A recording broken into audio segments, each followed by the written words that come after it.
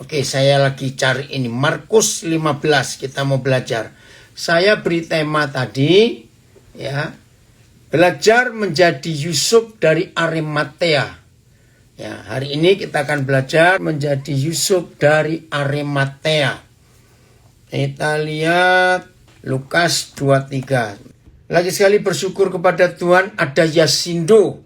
Tuhan pakai yayasan ini untuk memberi tempat, memberi pelatihan buat kita semua yang kalau kita warga binaan ya akan lulus dan ada tempat untuk dilatih. Nah, hari ini kita akan belajar tentang Yusuf dari Arimatea. Lukas 23 ayat 50 mulai. Lukas 23 ayat 50. Adalah seorang yang bernama Yusuf. Lihat posisinya. Ia anggota majelis besar. Jadi orang terpandang, orang penting. Di dalam jajaran imam-imam, kepala dan ahli-ahli Taurat, ya orang-orang Farisi. Anggota majelis besar. Tapi hatinya beda dengan kebanyakan ahli Taurat, imam-imam orang Farisi zaman itu. Perhatikan pengakuan dari Lukas dan murid-murid yang lain. Penulis Injil sama menulis. Dan seorang baik lagi benar. Saya baca terjemahan lain. Ada seorang laki-laki bernama Yusuf, anggota Dewan Penasehat, seorang yang baik dan benar. TSI. Ada seorang laki-laki bernama Yusuf yang berasal dari kota Arimatea di provinsi Yudea. Dia orang baik dan jujur dan sedang menunggu saatnya Tuhan dengan nyata mendirikan kerajaannya di dunia ini. Oh, ini langsung sambung ya. Dia anggota sidang Mahkamah Agama Yahudi. Tetapi dia tidak setuju atas keputusan dan tindakan sidang itu terhadap Yesus. ILT. Dan lihatlah ada seorang yang bernama Yusuf yang menjadi anggota Dewan Penasehat. Seorang yang baik dan benar. Ayat 51. Lihat kerinduan Tuhan dalam hatinya. Ya, Tuhan menaruh dalam hati Yusuf dari Arimatea sebuah kerinduan yang tidak dimiliki oleh sebagian besar imam-imam kepala, ahli-ahli Taurat dan orang-orang Farisi. Ia tidak setuju dengan putusan dan tindakan majelis itu. Ia berasal dari Arimatea, sebuah kota Yahudi. Nah, saudara perhatikan kalimat terakhir ini. Ia menanti-nantikan kerajaan Tuhan. TSI tadi, ia menantikan kerajaan Tuhan nyata di bumi. Nah, ini perbedaan yang iman yang dimiliki oleh Yusuf dari Arimatea dengan iman yang dimiliki oleh murid-murid Tuhan Yesus. Sampai hari Tuhan Yesus naik ke surga, ternyata murid-murid itu masih berharap, masih beranggapan bahwa Tuhan Yesus harus mendirikan kerajaan Yahudi. Yesus jadi rajanya, lalu mereka bebas dari penekanan penjajahan Romawi. Nah, ini beda sekali. Yusuf dari Arimatea ini menginginkan kerajaan Tuhan nyata di bumi. Tapi yang kumpul Tuhan Yesus menginginkan kerajaan Israel secara fisik. Maka itu saudara masih ingat dua murid laki-laki yang sangat kecewa ketika Tuhan Yesus mati dan dikuburkan. Mereka kecewa. Lalu mereka pulang ke kampung, ke Emmaus. Masih ingatnya? Nah, begitu mereka perjalanan pulang ke kampung ke Emmaus itu, mereka diskusi, ya ternyata mati juga Tuhan kita ini. Masih ingat ya? Nah, saudara, lalu Tuhan Yesus ikut nimbrung istilahnya. Ya, berjalan bersama mereka.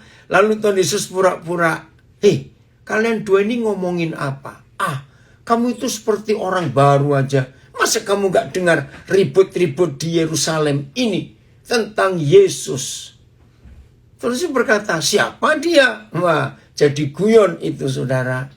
Nah, di situ kita lihat bukti bahwa mereka itu kecewa bahwa Tuhan Yesus mati dan tidak mendirikan kerajaan bagi Israel.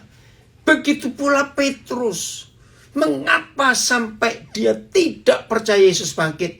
Dan dalam Yohanes 21 ditulis dia kembali ke hidup yang lama, yaitu menangkap ikan. Kenapa dia kecewa? Karena di pikirannya dia ingin Tuhan Yesus mendirikan kerajaan di Israel, bebas dari penjajahan Romawi. Masih ingat Yohanes dan Yakobus dalam Markus pasal 10? Mereka bilang, guru nanti ingat kami ya. Kalau sudah di dalam kerajaanmu, dudukkan kami satu sebelah kiri dan satu sebelah kanan. Karena Yakobus Yohanes ini kakak beradik. Yang 10 tersinggung. Sebab tangan Yesus kan cuma 2. Nah kalau kalian 2 yang di sisi kiri dan di sisi kanan Tuhan Yesus. Lalu kami yang 10 taruh mana? Taruh kaki. Nah itu kecewa mereka. Markus 10. Bahkan sampai Yesus mau naik ke surga. Coba kita lihat buktinya. Kisah Rasul 1 ayat yang ke-6. Nah ini perbedaan Yusuf dari Arimatea dengan murid-murid itu. Kisah Rasul 1 ayat 6. Wih saudara luar biasa. Maka itu kita belajar hari ini. Ayo belajar. Dari seorang Yusuf dari Arimatea. Pengenalannya kepada Tuhan luar biasa. Ini sudah detik-detik terakhir. Sebentar lagi Tuhan Yesus terangkat ke surga. Mereka masih tanya begini. Maka bertanyalah mereka yang berkumpul di situ. Tuhan, maukah engkau pada masa ini memulihkan kerajaan bagi Israel? TSI. Pada waktu rasul-rasul berkumpul, mereka bertanya kepada Yesus, Tuhan, apakah sekarang waktunya engkau mendirikan kembali kerajaan Israel supaya negeri kita ini berdiri sendiri dan tidak lagi di bawah kekuasaan kerajaan Romawi? Oh, terima kasih. Terjemahan sederhana Indonesia diperjelas. Nah, saudara bayangkan. Oi, Natania Sudirgo. Senang sekali. Ya, Om kamu bisa gabung. Ya, ini kemenakan istri saya. Bayangkan. Mereka yang kumpul Tuhan Yesus selama 3,5 tahun. Itu masih punya pikiran duniawi. Bahwa mereka ingin Tuhan Yesus jadi raja atas Israel. Kerajaan duniawi, kerajaan jasmani. Aduh saudara, waktu saya baca kisah Rasul 1 ayat 6 ini. Kalau Tuhan Yesus model saya akan bilang pada Papa di surga, Papa, aku minta waktu lagi. Jangan sekarang aku naik ke surga. Aku mau bereskan orang-orang ini. Bayangkan sudah kuacar sekian tahun. Pikirannya masih duniawi. Ngerti ya maksud ini? Oke, kembali ke Lukas 23 ayat 51-nya. Saudara, ini luar biasa. Ya. Dan ia menanti-nantikan kerajaan Tuhan. Oke, ayat ia juga seorang yang menanti-nantikan kerajaan Tuhan. Sama, TL. Dan ialah yang sedang menantikan kerajaan Tuhan. Saudara, ayo kita tanya kepada diri kita sendiri. Selama kita menjadi murid Yesus, oke, FIH, ayat 50 berarti FIH-nya. Mari kita jujur bertanya pada diri kita sendiri. Kemudian Yusuf dari kota Arimatea di Yudea, seorang anggota mahkamah agama, pergi menghadap Pilatus meminta mayat Yesus. Ia orang saleh yang menanti-nantikan kedatangan Mesias. Ia tidak setuju dengan keputusan dan tindakan para pemimpin Yahudi. Nah, mari kita tanyakan dalam hidup kita. Baik kita pelayan Tuhan, baik kita murid Yesus. Sebetulnya harapan kita menjadi muridnya, menjadi anak Bapa di surga. Itu kita mikirkan perkara-perkara surgawi atau perkara-perkara duniawi ini. Yusuf dari Arimatea ini luar biasa. Pikirannya ke perkara-perkara rohani, bukan perkara-perkara duniawi. Ayat 52. Lihat yang dia kerjakan itu luar biasa, saudara. Ia pergi, ayat 52 ya. Ia pergi menghadap Pilatus dan meminta mayat Yesus. Hebat sekali Yusuf orang Arimatea ini. Begitu kasihnya kepada Tuhan sampai dia memperhatikan tentang mayat Tuhan Yesus. Saudara, biasanya kalau ada orang yang kita harapkan dan sudah berjanji dengan macam-macam janji, tiba-tiba orang itu meninggal. Wajar nggak kita kecewa? Wajar.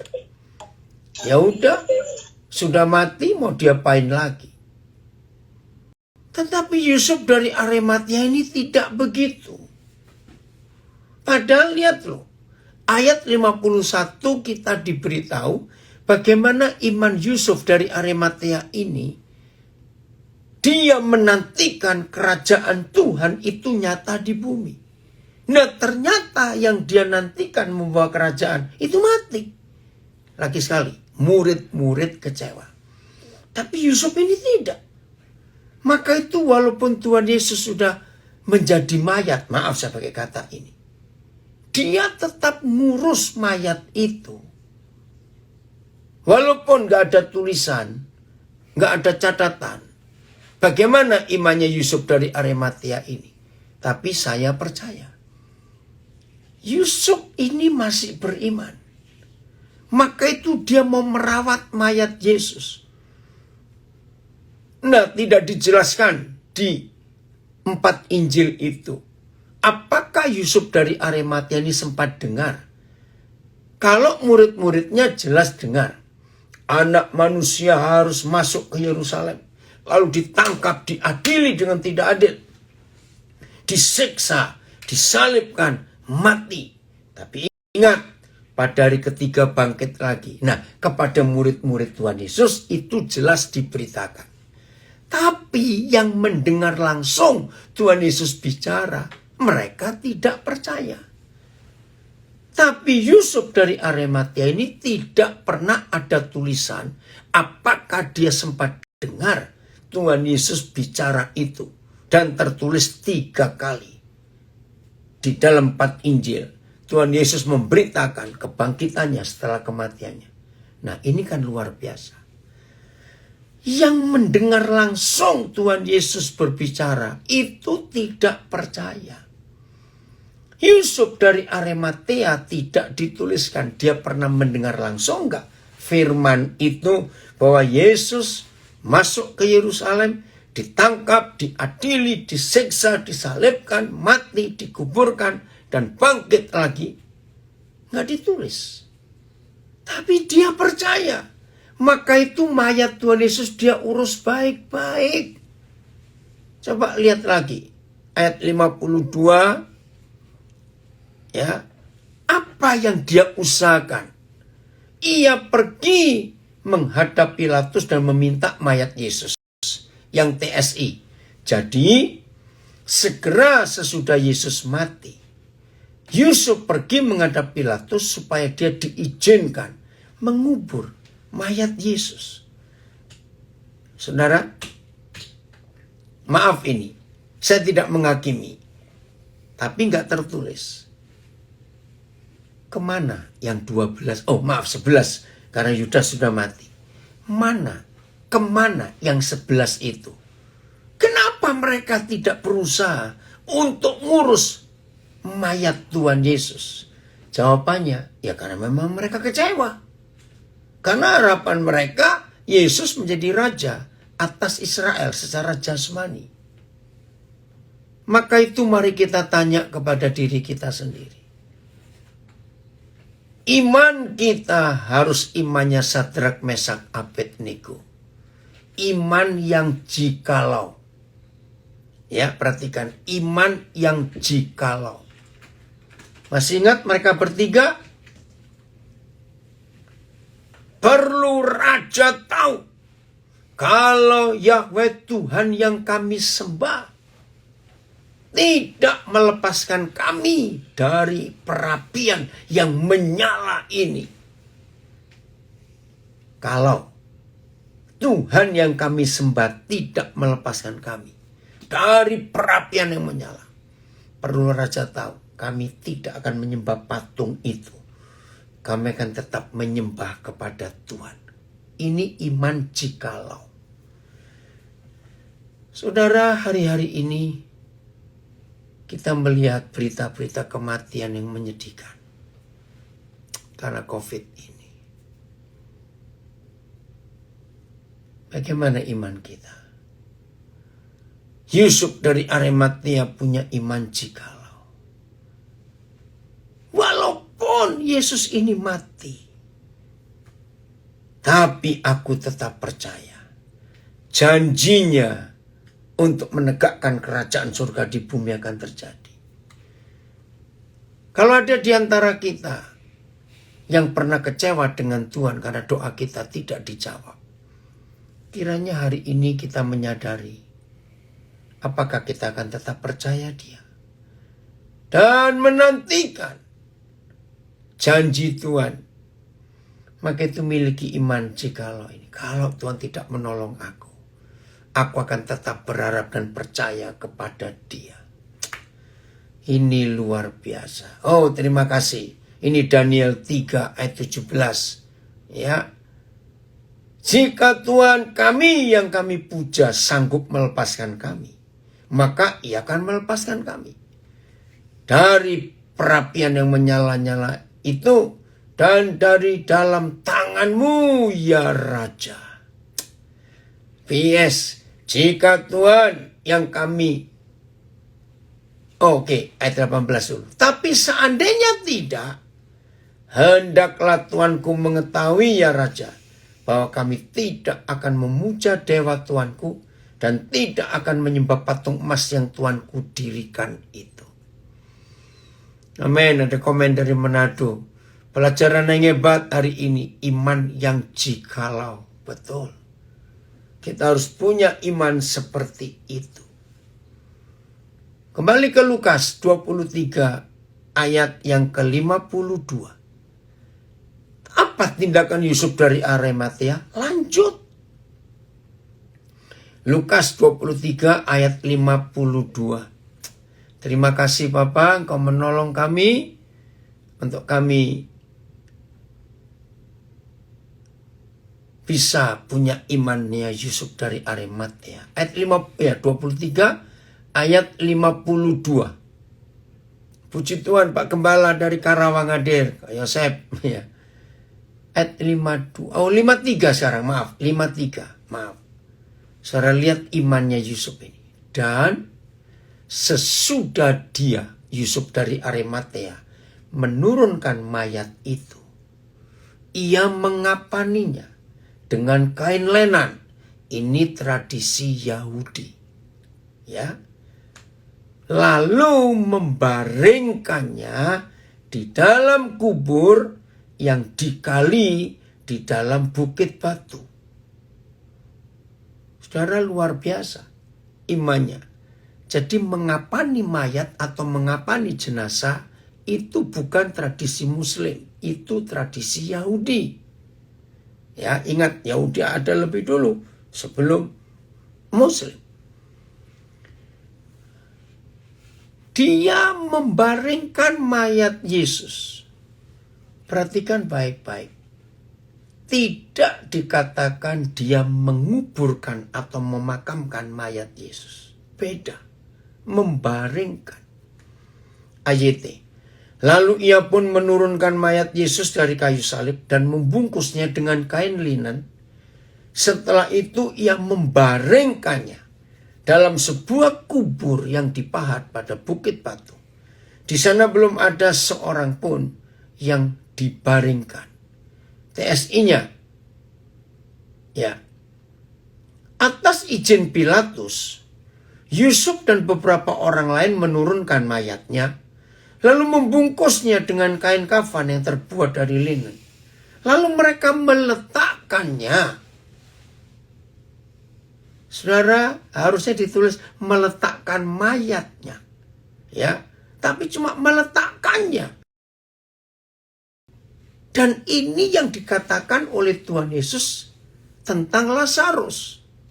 Nah, maka itu saya ulangi lagi.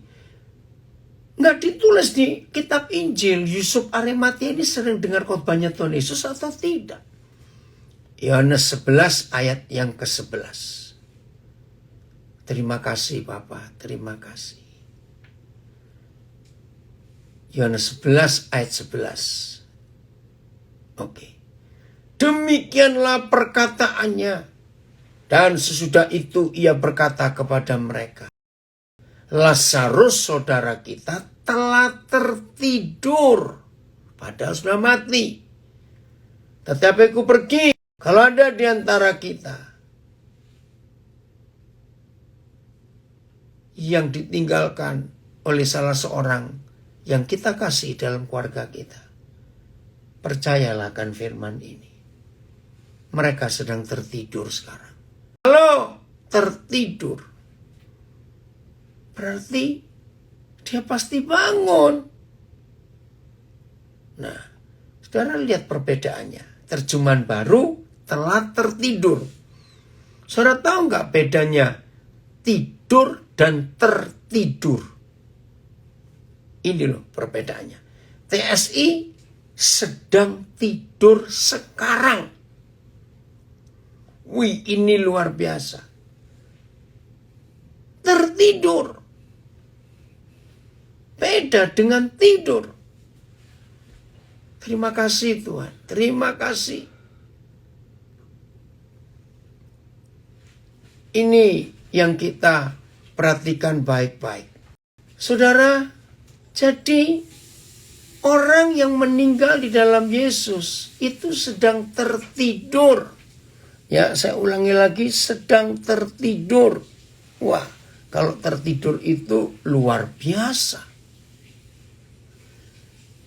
Nah, Yusuf dari Arimatea mengimani. Maka itu pakai kata dibaringkannya. Bukan dikuburkannya. Dan kenapa Alkitab menulis dengan implisit, dengan jelas? Di kuburan yang dia gali dan masih baru. Jangan dianggap enteng. Wih, ini luar biasa. Terima kasih. Ya. Hamba Tuhan dari Nabire, Pak Eliezer Edo menulis. Alkitab mencatat, Yusuf dari Arimatea adalah seorang yang menantikan kerajaan surga. Oke. Karena itu, Yusuf orang Arimatea, seorang anggota majelis besar yang terkemuka, juga menanti-nantikan kerajaan Tuhan, memberanikan diri menghadap Pilatus dan meminta mayatnya. Iya. Tertidur apakah itu ditidurkan? Iya. Pak Pendeta, enggak. Ya memang Pak Lazarus tertidur dan semua orang yang meninggal dalam Yesus itu tertidur. Terima kasih Tuhan untuk konsep yang luar biasa ini dalam hidup kita. Nah, sekarang mari kita tanya lagi pada iman kita masing-masing. Bagaimana prinsip kita yang benar? Mari kita jujur tanya kepada Tuhan ya, secara kebenaran ini. Nah, jadi perlu kita pertanyakan dalam hidup kita, iman kita ini bagaimana? Oke. Kita buka 2 Korintus 5 ayat 7. Nah, kita harus punya iman yang seperti ini. 2 Korintus 5 ayat 7.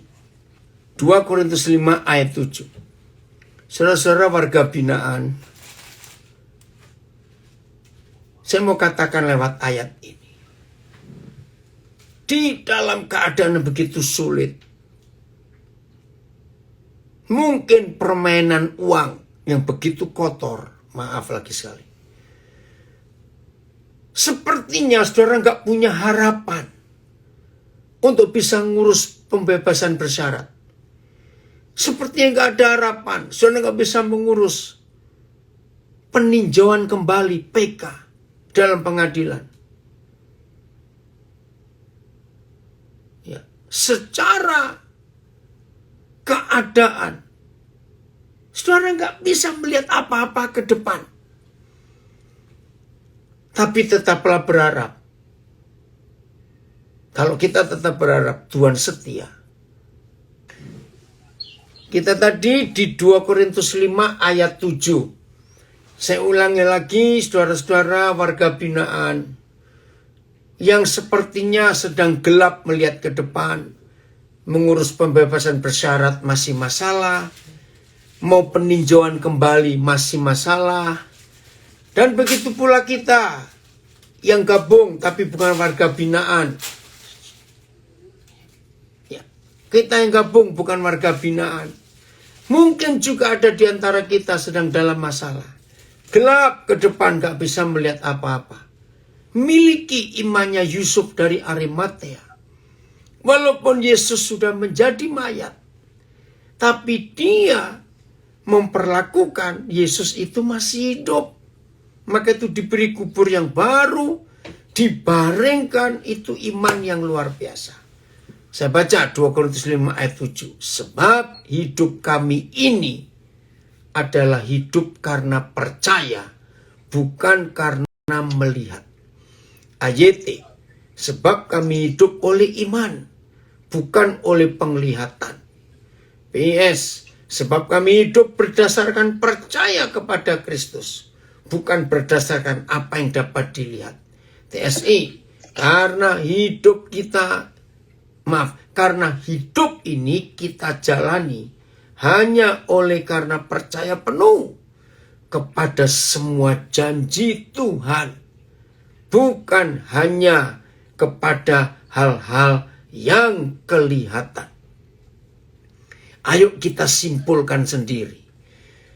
Dalam sebuah malam yang gelapnya luar biasa, disertai dengan badai, dengan halilintar, dengan hujan yang deras, gak usah panik, tinggallah tidur. Besok fajar pasti menyingsing kembali. Nah, itu hidup karena percaya, bukan karena melihat.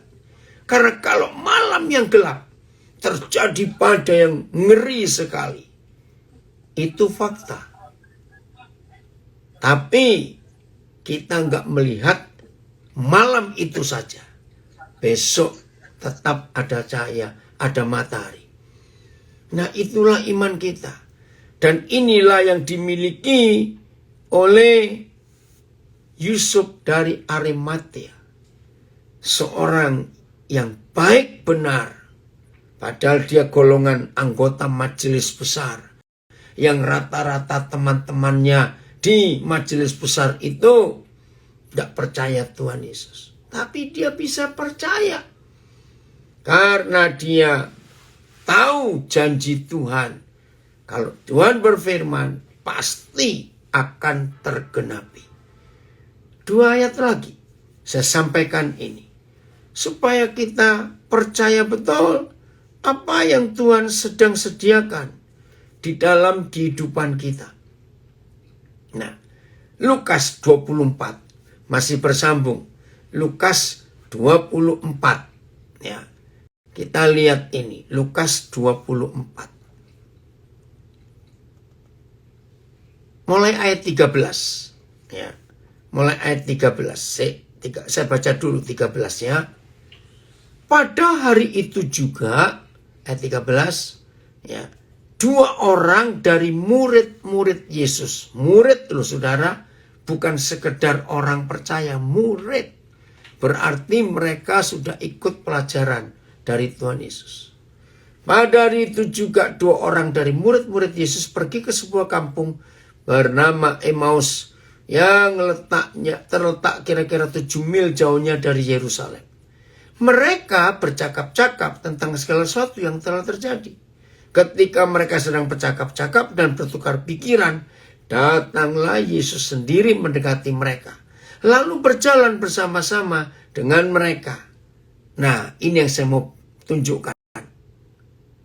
Tetapi ada sesuatu yang menghalangi mata mereka. Coba lihat terjemahan yang lain. Nah, kita harus tanya dalam hidup kita hari-hari ini. Apa yang menghalangi mata saudara dan mata saya sehingga sulit untuk melihat apa yang Tuhan janjikan itu? AYT. Akan tetapi mata mereka terhalang sehingga mereka tidak dapat mengenali Dia. BS, mereka melihat Yesus. Ini terjemahan bahasa Indonesia sehari-hari. Mereka melihat Yesus. Tetapi ada sesuatu yang membuat mereka tidak mengenal Dia. Saudara percaya enggak? Kebencian itu membuat mata murid Yesus tidak bisa melihat kasih. Dengar kalimat ini. Kalau ada kebencian dalam hidup saudara, maka mata saudara enggak akan bisa melihat kasih. Betul tidak? Karena kebencian itu lawannya kasih. Kasih itu tidak membenci. Betul? Cinta uang akan menjadi penghalang di mata kita untuk nggak bisa mengenali Yesus. TSI. Memang keduanya melihat Dia. Ya, BIS mereka melihat Yesus. TSI memang keduanya melihat Dia. Tetapi seperti ada suatu penghalang yang membuat mereka tidak mengenalinya. Sebelum kita selesai, bahkan nanti kalau kita selesai belajar ini, saudara ingat, apa yang membuat kita sulit bisa melihat kebenaran, melihat Yesus apa? Ayo, kita cari, minta Tuhan menunjukkan apa yang menghalangi mataku, sehingga aku sulit percaya kepadamu, Tuhan. Oh Tuhan, tolong kami. Lanjut terus. Ayat yang sebentar. Ayat 30-31. Nah ini saya maksud dua ayat tadi. Ya. Pada waktu ia duduk makan. Terima kasih Hosea. Kamu menerangkannya. Ia mengambil roti. Mengucap berkat. Lalu memecah-mecahkannya. Dan memberikannya kepada mereka. Saudara perhatikan. Ketika itu. Ketika apa? Ketika roti dipecah-pecahkan. Ketika firman dibuka. Ketika firman disuguhkan sebagai makanan. Bukan sebagai doktrin. Beda. Firman atau Alkitab yang dibuka sebagai makanan dengan khotbah atau membuka firman sebagai doktrin, itu beda hasilnya. Semua kita, para pendeta, hamba Tuhan, teolog-teolog, bisa mengkhotbahkan Alkitab, membuka Alkitab sebagai doktrin. Bisa. Tapi percayalah, Alkitab yang dibuka sebagai doktrin tidak akan bisa membuka mata. Tapi kalau firman dibuka sebagai makanan roti hidup, lihat ini. Ketika itu terbukalah mata mereka. Dan mereka pun mengenal Dia. Tetapi Yesus lenyap dari tengah-tengah mereka. Lihat kesaksian mereka. Ayat 32. Kata mereka seorang kepada yang lain. Bukankah hati kita berkobar-kobar ketika ia berbicara dengan kita di tengah jalan. Dan ketika ia menerangkan kitab suci kepada kita. Jadi mereka itu merasa ada yang lain. Apa yang dia ceritakan. Sampai hatinya berkobar-kobar. Tapi karena ada yang menutupi. mata mereka sehingga mereka nggak bisa lihat kebenaran itu. Saudara, ayo kita jujur. Oke, kita lihat waktunya. Kembali lagi ke ayat 13. Berapa jauh sih jaraknya? Sambil saya membaca tadi, ada gembala dari Karawang menulis tidur. Ini bicara masalah tidur. Ya tadi saya belum sempat baca. Tidur tindakan yang dipersiapkan. Tertidur tindakan yang tidak disadari. Oleh karena keadaan dan situasi keterbatasan manusiawi. Sebab itulah ada anugerah Bapa Surgawi dalam umatnya yang tertidur. Terima kasih Pak Pendeta Yosef. Ini penjelasan bagus. Nah, lihat ayat 13 Lukas 24. Yang terletak kira-kira 7 mil jauhnya dari Yerusalem. Kalau mil pakai mil internasional itu kira-kira 1,3 kilometer. Nah sekarang kita kalikan. Kalau 7 mil dikalikan 1,3 itu ada 10 kilo. Coba tolong bantu saya. 9,1 kilo. Terima kasih anak saya di sini. Nah oke. Ayo kita hitung. Perjalanan 9,1 kilometer itu berapa jam? Kalau 1 kilometer itu hitungannya 20 menit. Tergantung ya rata-rata. Masa sih berjalan begitu lama mereka bertiga berdiskusi? Ngerti nggak pertanyaan saya? 9 kilometer, kalau 1 kilometer itu 20 menit atau 25 menit. 20 menit. Jadi berapa jam itu saudara? Masa nggak merasa? Ngerti ya maksud saya? Nah ini loh. Ayolah hari ini kita jujur. Apa sih yang masih menutupi mata kita ini? Sehingga kita sulit. Oh 1 kilometer itu sama dengan 1,6 mil. Begitu Ricky. Jadi kalau 7 mil, jadi berapa kilometer? Oke ya, ada yang menghitung ini. Nah, begitu lama perjalanan ini, Tuhan Yesus mengomong. Apalagi ditulis di ayat yang ke-27. Waduh, ini lama sekali loh saudara. Ayat 27. Lalu Yesus menjelaskan kepada mereka apa yang tertulis tentang dia dalam seluruh kitab suci, mulai dari kitab-kitab Musa, itu Kejadian sampai Ulangan, dan segala kitab nabi-nabi, mulai Yesaya sampai Maleaki. Oh, 15 kilometer hampir. Saudara bayangkan, ini berapa jam menerangkan kitab-kitab Musa dan kitab nabi-nabi. Tetap nggak ngerti, nggak kenal siapa Yesus. Maka itu kalau firman sebagai roti hidup dibuka sebagai makanan. Oke, jadi berapa jam itu Betty? Maka orang yang penglihatannya sulit mengenali Tuhan, maka firman yang dibuka sebagai roti akan membuat mata kita terbuka. Dan kita akan mengenal siapa Yesus. Kurang lebih 1,5 jam. Terima kasih Pak Artono Chandra. Ayo hari ini kita berubah dalam mengerti firman Tuhan. Berarti Yusuf dari Arimatea ini punya hubungan yang luar biasa dengan Tuhan Yesus. Beda dengan ke-12 murid yang lain yang sulit mengenali Yesus. Ngerti ya saudara? Saya sampai senang kamu ikut. Ini ponakan saya ikut. Ayo hari ini kita berubah. Ambil keputusan yang benar.